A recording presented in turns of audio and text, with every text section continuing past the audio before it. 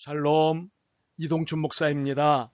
오늘도 여러분의 삶이 주님의 평안으로 가득하시길 기원하며 하나님의 말씀을 나누겠습니다. 오늘 말씀은 누가복음 15장 11절에서 32절 말씀입니다.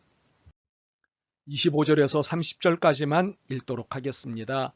마다들은 밭에 있다가 돌아와 집에 가까이 왔을 때에 풍악과 춤추는 소리를 듣고 한 종을 불러 이 무슨 일인가 물은데 대답하되 당신의 동생이 돌아왔음에 당신의 아버지가 건강한 그를 다시 맞아들이게 됨으로 인하여 살진 송아지를 잡았나이다 하니 그가 노하여 들어가고자 하지 아니하거늘 아버지가 나와서 권하되 아버지께 대답하여 이르되 내가 여러 해 아버지를 섬겨 명을 어기임이었거늘 내게는 염소 새끼라도 주어 나와 내 벗으로 즐기게 하신 일이 없더니 아버지의 살림을 창녀들과 함께 삼켜버린 이 아들이 돌아오매 이를 위하여 살진 송아지를 잡으셨나이다.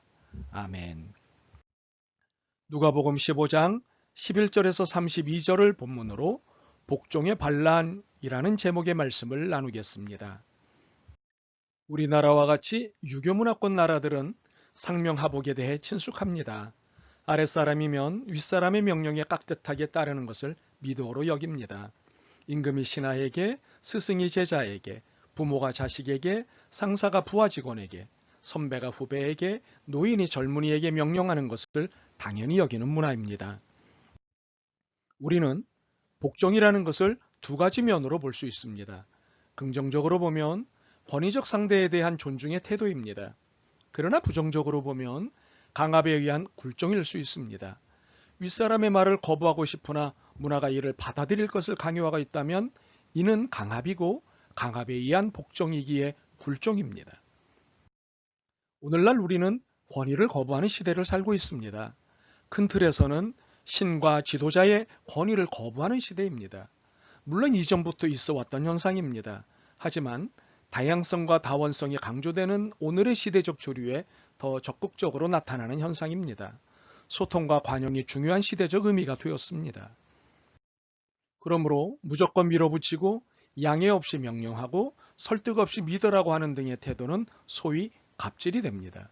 이런 갑질에 고통당하는 이들의 상태, 이런 갑질이 가져오는 결과 등이 무엇인지 우리는 예민할 필요가 있습니다. 매우 역설적이지만 신과 지도자의 권위가 다시 세워져야 하기 때문입니다. 오늘 읽은 본문을 통해 복종의 반란을 일으키는 이유와 그 결과, 그리고 이러한 반란을 해소할 방안을 살펴보려고 합니다. 읽은 성경 본문은 두 아들이 등장합니다. 착한 첫째 아들과 불량한 둘째 아들입니다. 첫째 아들은 아버지 말씀에 늘 복종했습니다. 이유를 여쭙지 않았습니다. 고분고분했습니다. 그러나 둘째는 달랐습니다. 반항적이고 불량했습니다. 아버지 속을 썩였습니다. 결국 이를 저질렀는데 자신의 몫의 유산을 챙겨 집을 나갔습니다. 둘째 아들의 반란을 먼저 보겠습니다. 둘째 아들의 반란은 권위, 아버지의 권위에 대한 반란이었습니다. 아버지처럼 살지 않겠다는 반란이었습니다. 안정과 안전이라는 삶에 저항하고 자기 나름의 도전 정신을 내세운 것입니다. 물론 결과적으로는 허랑방탕하고 재산을 탕진한 실패자가 됐지만 그의 반란의 시작은 아버지 같은 삶에 저항한 것입니다. 기존의 의식, 기성세대의 의식에 대한 저항이었습니다.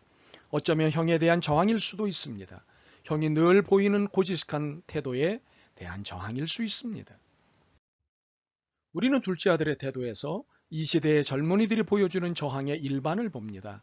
사실 기성세대에 저항하는 젊은이들은 어느 시대나 늘 있었습니다. 저도 저항했었고 여러분 중에도 저항했을 것입니다. 그러나 기성세대에 대한 저항은 늘 시대를 긴장시켰지만 시대를 진보시켰습니다. 그렇기 때문에 시대의 저항은 잘못된 것이 아닙니다. 물론 바람직하지 않은 반항도 있습니다. 그러나 이런 것은 변증법적 작동을 하는 역사이기에 이를 늘 걸러냈습니다. 둘째 아들의 저항은 실패로 끝난 듯 보입니다. 재산을 탕진하고 거지가 되어 집으로 돌아왔으니 말입니다. 그러나 둘째 아들은 저항을 통해 인생이 녹록하지 않음을 깨달았습니다. 수업료야 비싸게 지불했지만 이보다 값진 교훈이 어디 있겠습니까? 그러므로 이 저항은 실패가 아닌 값진 훈련이 된 셈입니다. 그러므로 기성세대들은 젊은이들의 저항을 색안경을 끼고 보지 마시고 역사의 진보를 가져오거나 개인에게 값진 교훈을 가져다 준다는 사실을 보실 수 있길 바랍니다. 자, 이제 착한 첫째 아들을 볼까요? 첫째 아들은 요즘 말로 범생이 혹은 엄친아였습니다. 복종을 미동으로 여기며 살았습니다. 동생이 자기 몫의 재산을 챙겨나갈 때 그런 행동은 옳지 않다고 생각한 사람이었습니다. 원리 원칙으로 사는 사람이었고 순응의 사람이었습니다. 그런 그가 동생의 귀환에서 아버지가 보인 태도에 대해 이의를 제기하였습니다. 분노하였고 대들었습니다. 아버지께 대답하여 이르되 내가 여러 해 아버지를 섬겨 명을 어김이었거늘 내게는 염소 새끼라도 주어 나와 내 벗으로 즐기게 하신 일이 없더니 아버지의 살림을 창녀들과 함께 삼켜버린 이 아들이 돌아오매 이를 위하여 살찐 송아지를 잡으셨나이다. 우리는 전혀 예상 못한 첫째 아들의 반란을 봅니다. 복종만 할 줄 알았던 아들의 반란입니다. 예수만 할 줄 알던 아들의 반란이기에 둘째 아들의 반란보다 그 충격이 큽니다. 우리가 둘째 아들의 반란보다 첫째 아들의 반란에 더 긴장감을 갖고 주목해야 하는데 이 반란은 예상 못한 반란이기 때문입니다. 그러나 우리가 착각하는 것 중 하나가 말 잘 듣는 사람은 아무 문제가 없을 것이라 보는 것입니다. 늘 예 하는 사람은 신경을 덜 쓰거나 안 써도 된다고 생각합니다. 그러나 이는 큰 착각입니다. 세상은 아프다고 소리치는 사람들보다 아프지만 소리치지 않는 사람들이 훨씬 많습니다. 그렇듯 복종하는 사람들이 아프지 않을 것이라고 단정해서는 안 됩니다. 오히려 그들이 더 아픈 사람일 수 있습니다. 그들이 더 저항적일 수 있습니다. 저는 오랜 목회 생활에서 이런 경험들을 수도 없이 하고 있습니다. 그러므로 교회는 이들을 찾아내 치료해야 합니다. 아프다고 외치는 사람을 치료하는 것이 쉽습니다. 그러나 말하지 않는 사람이 아파하는 것을 찾아내는 것은 어렵습니다. 그렇기에 이 시대의 교회가 해야 할 일들 중 가장 큰 것이 외부는 물론이고 내부에서 말없이 아파하는 이들을 찾아내 치료하는 일입니다. 그들은 속으로 저항하고 있습니다. 교회의 본질에서 벗어난 교회의 모습에 말없이 저항하고 있습니다. 목회의 본질에서 벗어난 목회자에게 말없이 저항하고 있습니다. 하나님 나라를 그리워하고 진실을 추구하기에 참지만 언젠가는 터지고 말 화상과 같은 사람들입니다.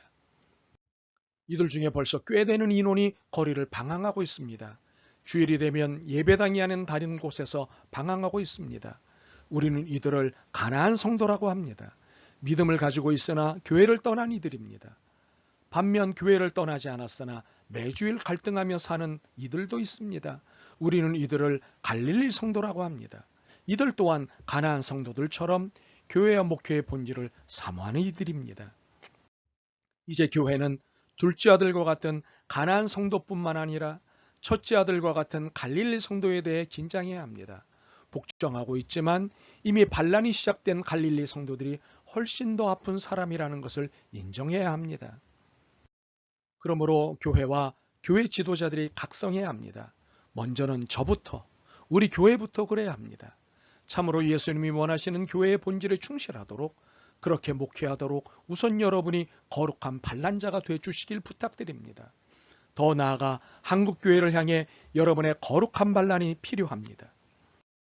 그러므로 항상 기뻐하듯 항상 반란하십시오. 쉬지 말고 기도하듯 쉬지 말고 반란하십시오. 범사에 감사하듯 범사에 반란하십시오. 이것이 여러분의 교회 지도자와 섬기는 교회와 한국교회를 살리는 일입니다. 오 주님, 주님, 교회 안에 영혼의 핏기 없이 앉아있는 분들이 신앙에 문제가 있다고 생각했습니다. 주님, 교회를 떠나 지내고 있는 분들이 역시 문제가 있어 떠난 것이라고 생각했습니다. 그러나 문제는 문제없다고 생각하며 살고 있는 저희들임을 알고는 화들짝 놀랍니다. 오 주님, 저희를 불쌍히 여겨 주옵소서. 모든 성도들이 어서 한자리에서 주님을 노래할 수 있게 하옵소서. 가슴 아파하며 떠나 있는 성도들을 위해 가슴 아프지만 간신히 견뎌내고 있는 성도들을 위해 애쓰는 저희들이 되게 하옵소서. 거룩한 반란자가 되게 하옵소서. 예수 그리스도의 이름으로 기도드립니다. 아멘. 오늘도 여러분의 믿음과 삶을 응원합니다. 사랑합니다.